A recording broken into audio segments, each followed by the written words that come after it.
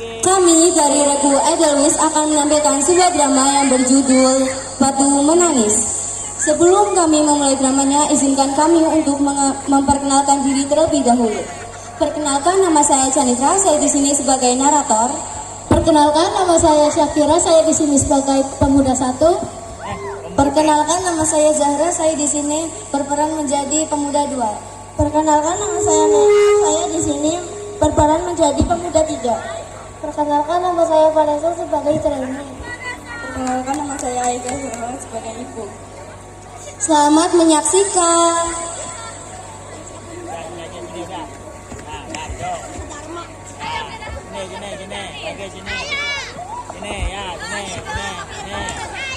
Alkisah, di sebuah bukit yang jauh dari kota di daerah Kalimantan, hiduplah seorang janda miskin dan seorang anak gadisnya. Anak gadis itu bernama Dani. Rupanya sangat amat cantik jelita, namun sayang ia memiliki perilaku yang amat buruk. Gadis itu amat pemalas, tak pernah membantu ibunya mengerjakan pekerjaan rumah. Kerjanya hanya bersolek setiap hari, segala permintaannya harus dituruti. Setiap kali ia meminta sesuatu kepada ibunya harus selalu dikabulkan. Tanpa memperdulikan keadaan ibunya yang sangat amat miskin, setiap hari harus membantu pulang mencari sesuap nasi. Seperti biasa, gadis itu mengurung dirinya di dalam kamarnya. Ia tak mau matahari merusak kulitnya, ia enggan debu-debu mengotori wajahnya.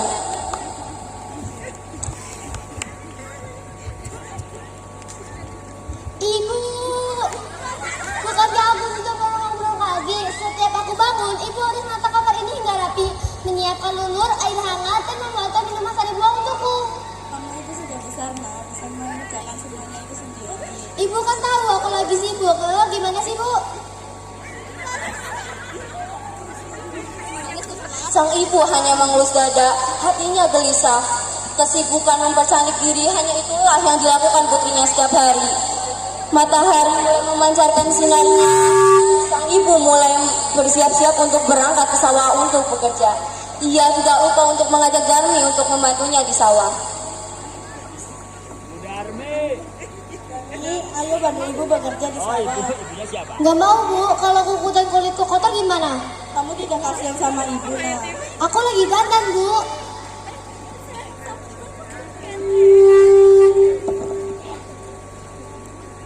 Akhirnya sang ibu pun pergi sendirian ke sawah.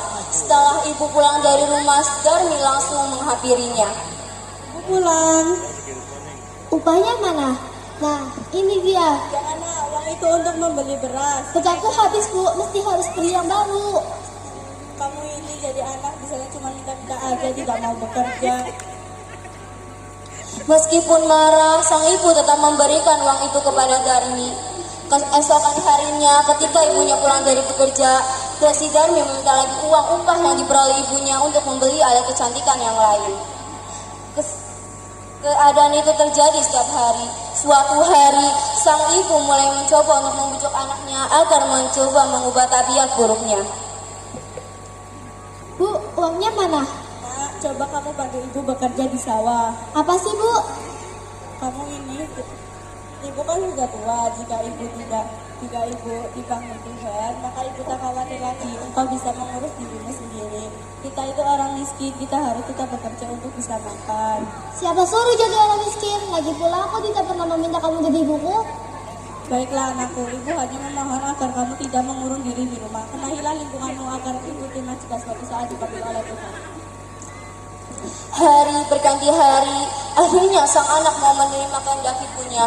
Ia tidak keberatan untuk kemanapun bersama sang ibu, tapi anaknya ini mengajukan sebuah syarat bahwa ibunya tidak diperbolehkan untuk mengakuinya di depan umum.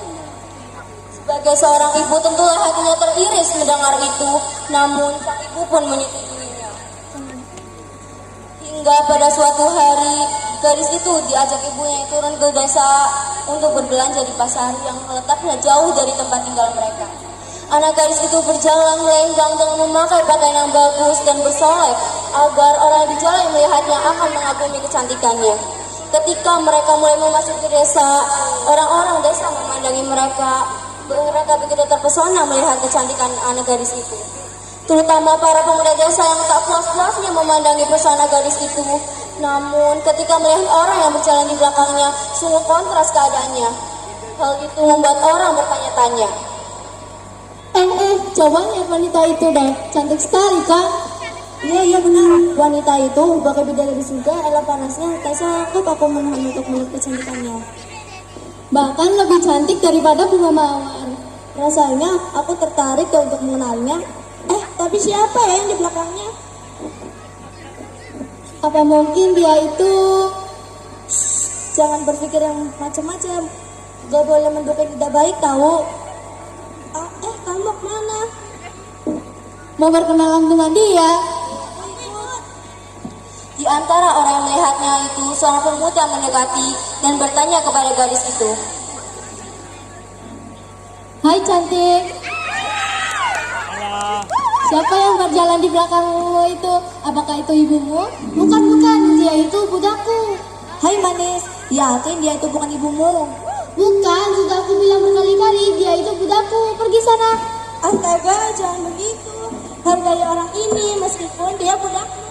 Alangkah terlukanya sang ibu mendengar itu, hatinya menangis dan ia benar-benar tak berdaya menahan sakit hatinya. Ia berbisik dan memohon kepada Tuhan. Akhirnya sang ibu pun berdoa. Ya Tuhan, hamba tak kuat menahan hinaan ini. Anak kandung hamba begitu teganya memperlakukan diri hamba sedemikian rupa. Ya Tuhan, tolong hukum anak durhaka ini. Hukum dia. Atas kekuasaan Tuhan yang Maha Esa, perlahan-lahan tubuh gadis itu berubah menjadi batu. Perubahannya itu dimulai dari kaki. Ketika perubahannya itu mulai mencapai setengah badannya, anak gadis itu menangis memohon kepada ibunya. Kaki aku kenapa ini? Ibu, ampunilah anakku. Ibu, ampunilah kecelakaan anakku selama ini, Bu. Maafkan ibu nak. Ibu. Anak gadis itu terus meratap dan memohon kepada ibunya. Akan tetapi semuanya telah terlambat. Seluruh tubuh anak gadis itu akhirnya berubah menjadi batu. Sekalipun menjadi batu, namun orang dapat melihat bahwa kedua matanya masih menitikkan air mata, seperti sedang menangis. Oleh karena itu, batu yang berasal dari gadis yang mendapatkan kutukan dari ibunya disebut batu menangis.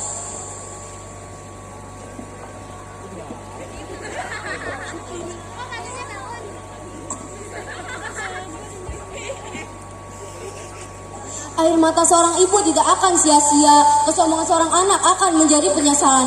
Ingatlah, kasih ibu sepanjang jalan, kasih seorang anak hanya sepotong kayu. Dari kisah batu menangis, marilah kita berbakti kepada orang tua selagi masih ada waktu.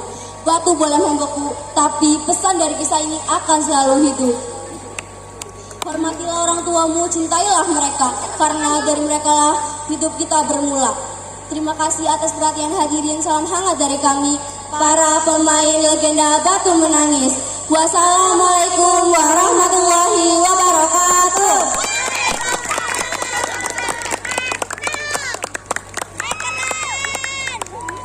Tidur ya.